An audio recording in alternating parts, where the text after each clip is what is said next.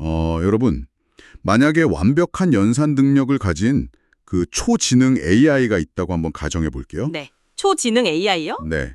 근데 이 AI가 인류의 완벽한 미래를 위해서 특정 지역의 무고한 생명 100만 명을 당장 희생시켜야 한다. 뭐 이렇게 명령한다면 따르시겠습니까? 와, 당장 미쳤다고 하겠죠. 그걸 누가 따르겠어요? 그쵸. 아무리 완벽한 지능의 명령이라도 우리의 도덕적 직관으로는 절대 받아들일 수 없잖아요. 네, 절대 불가능하죠. 근데 놀랍게도 똑같은 구조의 명령이 수천 년 전에 종교의 이름으로 내려졌을 때 수많은 사람들은 그걸 절대적인 선이라고 굳게 믿어왔거든요. 사실 그게 참 아이러니한 부분이죠. 도대체 왜 어떤 사람들은 논리나 보편적 윤리로 도무지 이해가 안 되는 것을 막 목숨처럼 맹신하는 걸까요? 오늘 우리의 심층 탐구는 바로 이 도발적인 질문에서 출발합니다. 네, 오늘 다룰 핵심 자료가 최근 페이스북에서 한 사용자가 제기한 기독교의 모순에 대한 아주 날카로운 질문들이거든요. 그 화제가 됐던 글 말씀이시죠? 맞아요. 그리고 그 질문들을 철학적이고 종교적인 구조로 완전히 해체해낸 챗 GPT의 분석 텍스트가 바로 오늘 우리가 파헤쳐볼 자료입니다. 네. 종교가 있든 없든 간에 이 자료는 인간이 무언가를 믿는다는 행위의 그 밑바닥을 아주 적나라하게 보여주더라고요. 여기서 청취자 여러분께 우리의 미션을 좀 분명히 짚고 넘어가야겠습니다. 오늘 우리의 목적은 신이 진짜 존재하는가 혹은 성경이 진리인가 이걸 심판하려는 게 절대 아닙니다. 네, 누가 맞고 틀리냐의 문제가 아니죠. 네, 맞아요. 이 치열한 논쟁의 표면 아래 숨겨진 그 인간의 인식론, 윤리철학, 그리고 이 거대한 신앙 시스템의 뼈대를 관찰자 입장에서 한번 해보는 겁니다. 아주 철저하게 중립적인 입장에서 텍스트의 아이디어만 전달하는 거죠. 그렇죠. 자, 그럼 아까 제가 오프닝에서 던졌던 그 AI 비유로 다시 돌아가 볼게요. 페이스북 사용자가 던진 첫 번째 질문이 바로 이 무고한 생명과 신의 명령이 충돌하는 지점이었습니다. 아, 구약 성경에 나오는 그 학살 명령 부분이죠. 네. 여호수아나 사무엘상 같은 거 보면 특정 민족을 멸망시킬 때 막 갓난아이까지 모두 죽이라는 되게 잔혹한 명령이 나오잖아요. 네. 현대인의 도덕관념으로는 진짜 경악할 일이죠. 완전 경악이죠. 근데 신자들은 보통 여기에 대해서 그 민족이 타락했기 때문에 내린 정당한 심판이다. 이렇게 답을 하더라고요. 그 답변 이면에는 사실 신학계에서 오랜 시간 다듬어온 아주 견고한 논리가 딱 자리 잡고 있습니다. 오, 어떤 논리인가요? 가장 근본적인 방어선은 신정론적 정당화라는 개념이에요.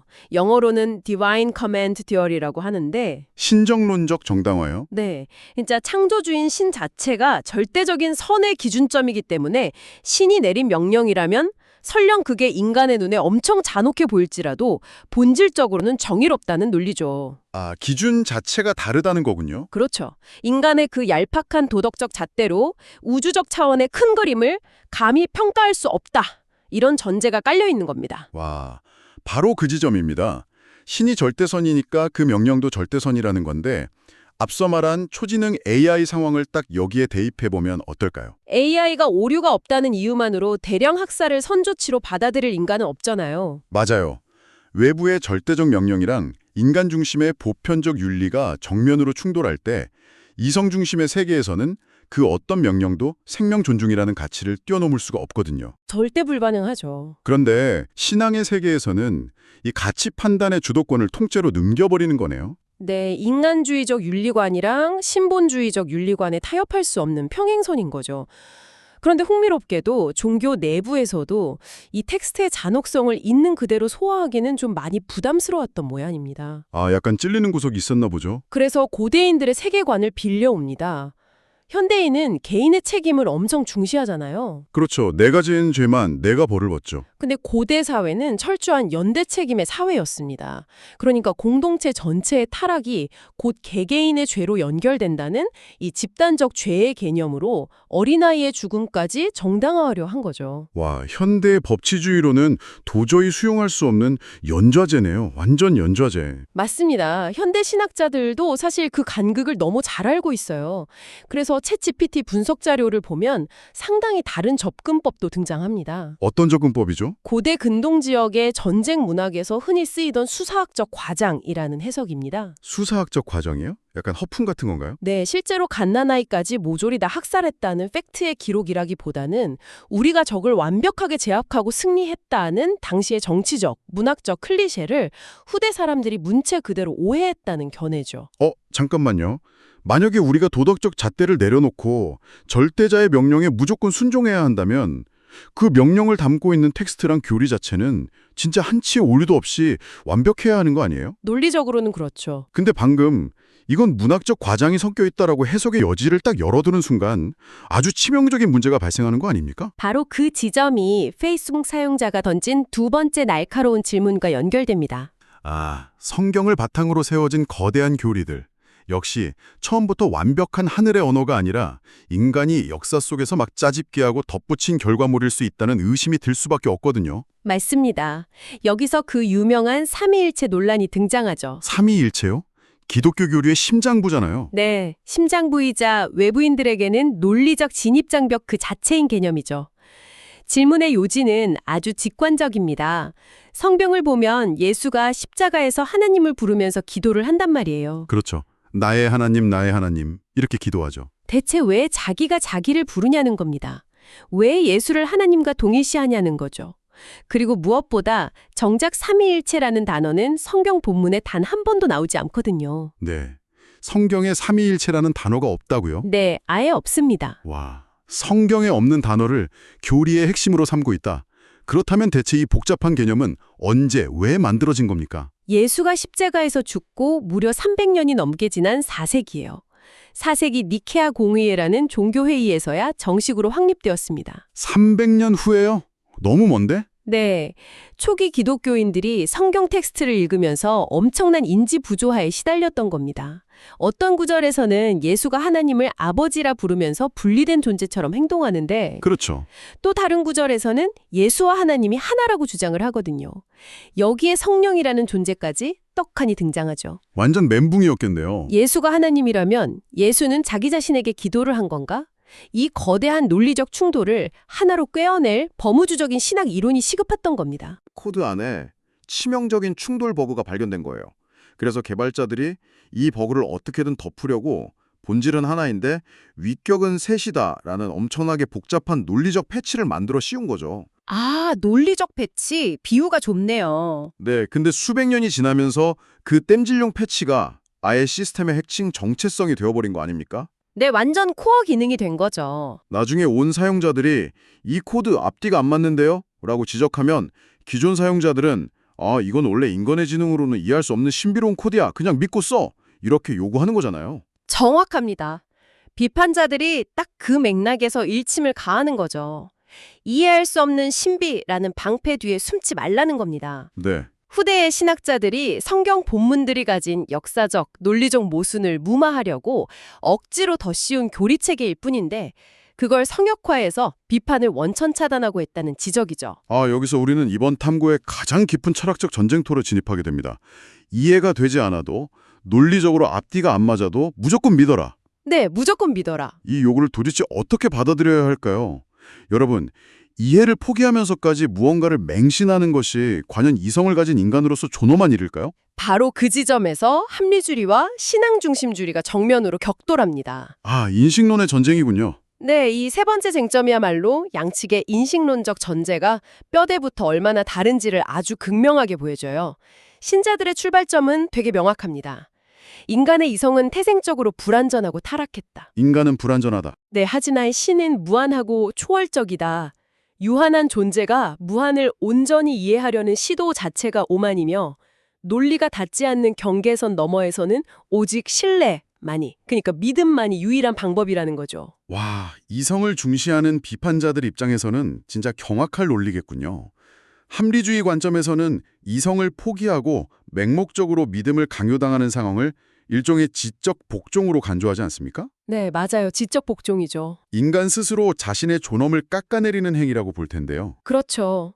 챗 GPT의 분석 텍스트에서도 그 구조적 위험성을 아주 무겁게 다루고 있습니다. 구조적 위험성이요? 네. 내가 다 이해할 수 없더라도 저것이 진리니 그냥 받아들여야 한다는 이 인식 체계가 개인의 내면에 딱 자리 잡게 되잖아요. 그럼 그 구조는 언제든 다른 목적을 위해 악용될 수 있다는 겁니다. 이거 진짜 무서운 지점이네요. 이해 못해도 진리니 받아들여라는 논리는 진짜 어떤 집단이든 가져다 쓸 수 있는 완전 만능 치트키 아닙니까? 맞습니다. 완벽한 치트키죠. 사이비 종교교주나 극단적인 전체주의 국가의 독재자가 이 논리를 그대로 복사해서 쓴다고 한번 생각해보죠. 위대한 영도자의 결정은 완벽하다. 네가 의문을 가지는 건 네 지능과 통찰력이 부족해서 그 깊은 뜻을 헤아리지 못하기 때문이다. 소름 돋게 똑같은 구조죠. 이렇게 억압해 올 때 우리가 아니 이건 논리적으로 틀렸다라고 반박할 수 있는 유일한 무기가 바로 이성이잖아요. 근데 스스로 이성을 내려놓는다는 건 이런 폭력적인 이데올로기가 아무 필터링 없이 뇌리에 꽂히도록 방화벽을 확 허무는 행위나 다름없습니다. 그렇기 때문에 합리주의자들은 이성적 의심이야말로 맹신과 세뇌로부터 인간을 지켜내는 최후의 보루라고 주장하는 겁니다. 아, 최후의 보루. 네, 철학적으로 볼 때 그 대상이 신이든 독재자든 간에 이성을 초월한 무조건적인 순종을 요구하는 시스템은 구조적으로 완전히 동일한 궤적을 그리기 때문이죠. 자, 청취자 여러분, 여기까지 오면 아마 아주 강한 의문이 하나 드실 겁니다. 이렇게 비판자들의 논리적 허점 지적이 날카롭고 명확하잖아요. 네, 엄청 예리하죠. 그런데도 왜 독실한 신자들은 이 수백 년 묵은 비판 앞에서도 결코 흔들리지 않을까요? 그분들의 지적 능력이 부족해서일까요? 절대 아닙니다. 지능의 문제가 아니에요. 그렇죠. 챗GPT의 분석도 개인의 능력을 탓하는 대신에 그들이 속해 있는 신앙 시스템의 방어 구조 자체를 뜯어보더라고요. 네. 이 방어 구조는 정말로지 마치 정교하게 설계된 성체와 같습니다. 텍스트를 분석해보면 세 가지 핵심 기둥을 뽑아낼 수 있는데요. 세 가지 기둥이요? 첫 번째는 뭔가요? 성체의 중심에 있는 첫 번째 기둥은 권위 기반 체계입니다. 이 시스템의 대전제는 성경은 완벽한 진리이고 신은 절대 선이다라는 명제예요. 시스템의 코어 엔진이 무오류성으로 세팅되어 있는 거네요? 그럼 성경 안에서 막 학살이나 교리적 모순 같은 심각한 버그가 발견되었을 때 시스템은 어떻게 반응합니까? 절대 코어 엔진이 틀렸다고 인정할 리는 없잖아요. 당연하죠. 오류의 원인을 외부, 즉 텍스트를 읽는 인간에게 돌리도록 설계되어 있습니다. 아, 인간 탓으로 돌린다. 네, 성경이 모순된 것이 아니라 나의 영적인 눈이 어두워 그 깊은 섭리를 보지 못하는 것으로 자연스럽게 귀결되는 거죠. 와, 절대자의 완벽함을 수호하기 위해서 자기 자신을 기꺼이 불완전한 존재로 낮추는 거군요. 그렇다면 외부에서 끊임없이 논리적인 공격을 퍼부을 때는 어떻게 방어합니까? 그럴 때 작동하는 두 번째 기둥이 바로 앞서 이야기했던 교리적 안전장치입니다. 아, 인간은 신을 이해할 수 없다. 맞습니다. 인간은 결코 신의 섭리를 다 이해할 수 없다는 이 강력한 메타 논리가 성체의 튼튼한 방어막 역할을 하는 거죠. 논리가 안 통하는 방어막이네요. 진화생물학이나 역사비평 같은 아주 날카로운 과학적, 논리적 증거가 날아와도 이 방어막 앞에서는 힘을 잃어요.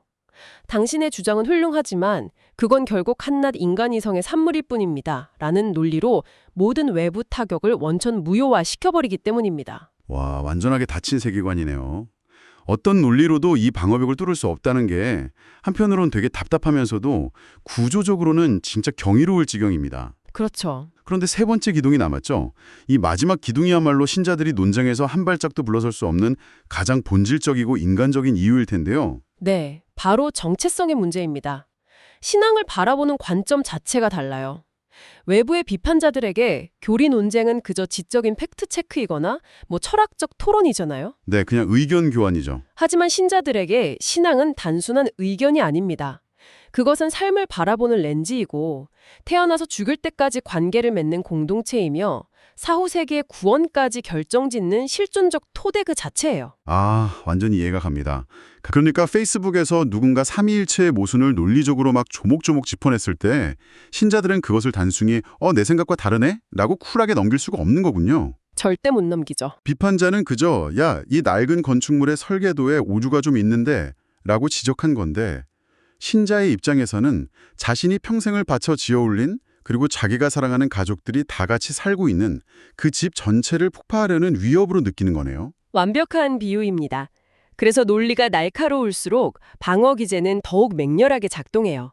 내 가족과 내 우주를 지켜야 하니까요. 아, 생존의 문제군요. 네. 다만 분석 자료에서도 짚고 넘어가듯이 종교 내부의 모든 시스템이 다 이렇게 꽉 닫혀 있는 것만은 아닙니다. 그래요? 보수 진영은 이 철벽의 방어 구조를 끝까지 사수하려고 하지만 자유주의 신학 진영에서는 오히려 방어벽을 좀 허물고 성경도 당대 사람들의 시대적, 문화적 한계 속에서 쓰여진 기록임을 이성적으로 인정하고 재해석하자며 시스템 내부를 업그레이드하려는 시도도 꾸준히 이어지고 있거든요. 와, 오늘 우리는 하나의 페이스북 질문에서 시작해서 참 먼 길을 왔습니다. 구약의 갓나나의 학살이라는 윤리적 딜레마, 삼위일체라는 교리가 탄생한 역사적 땜질 과정, 신앙과 합리주의가 부딪히는 그 인식론의 전장, 네. 그리고 결코 뚫을 수 없는 신앙 시스템의 방어 건축물까지 아주 깊숙이 해부해 보았습니다. 이 복잡한 여정의 끝에서 우리는 과연 어떤 결론을 줄 수 있을까요? 이번 자료가 보여주는 가장 명확한 통찰은 이겁니다.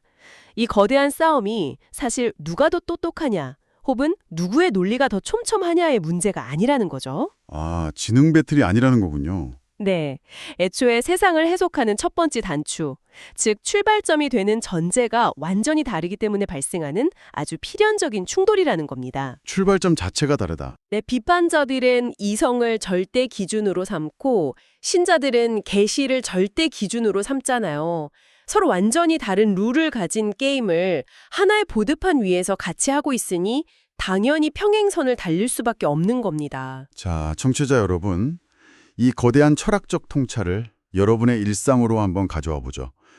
살다 보면 도저히 대화가 통하지 않는 거대한 벽을 마주할 때가 있잖아요. 엄청 많죠. 명절날 정치 이야기로 막 핏대를 세우는 친척일 수도 있고 전혀 다른 업무 방식을 고집하는 타부서의 동료일 수도 있죠. 네, 생각만 해도 답답하네요. 그럴 때 속으로 아, 저 사람은 왜 저렇게 비논리적이고 고집이 세지? 라고 답답해하기 전에 오늘 해부해본 이 시스템의 뼈대를 한번 떠올려 보시기 바랍니다. 아, 좋은 접근이네요. 상대방이 단순히 멍청해서가 아니라 여러분과는 완전히 다른 코어 엔진과 절대로 깨질 수 없는 방어막을 가진 세계관 안에서 나름대로 생존을 위해 싸우고 있는 것일지도 모릅니다. 맞습니다. 그것을 딱 인지하는 순간 상대를 굴복시키려는 소모적인 논쟁 대신에 상대의 시스템 구조 자체를 파악하려는 한 차원 더 높은 시야를 갖게 되실 겁니다. 네, 나와 다른 운영체제를 이해하려는 시도, 그것이야말로 이성적인 인간이 할 수 있는 가장 지적인 태도 중 하나일 테니까요. 자, 이제 오늘 심층 탐구를 마무리하면서 여러분 스스로 곱씹어볼 도발적인 질문을 하나 남기고 싶습니다. 네, 오늘 우리는 종교적 신앙인들이 인간 이성의 불완전함을 이유로 논리를 뛰어넘는 신비의 무조건적인 믿음을 던지는 과정을 보았잖아요. 그렇다면 우리 자신은 어떤가요? 우리는 과학과 논리로 명쾌하게 설명되지 않는 것들을 막 배척하면서 이성을 삶의 유일한 재판관으로 삼고 살아갑니다. 보통 그렇게들 살죠. 하지만 우리가 단순히 논리적으로 이해할 수 없다는 그 단 하나의 이유만으로 어떤 현상이나 가능성을 철저히 무시하고 배척해버린다면 네, 그것이야말로 역설적으로 완벽하지도 않은 우리의 그 불완전한 이성을 향해 절대적인 맹신을 바치는 또 다른 형태의 눈먼 신앙은 아닐까요? 와, 묵직한 질문이네요. 세상의 모든 것을 엑스레이처럼 명확히 찍어내야만 직성이 풀리는 여러분의 그 이성에 대한 믿음은 과연 얼마나 단단하고 합리적인지 오늘 밤 한번 깊게 생각해 보시길 바랍니다. 오늘의 심층 탐구는 여기까지입니다. 이 질문이 여러분의 일상에 흥미로운 파장을 일으키길 기대합니다.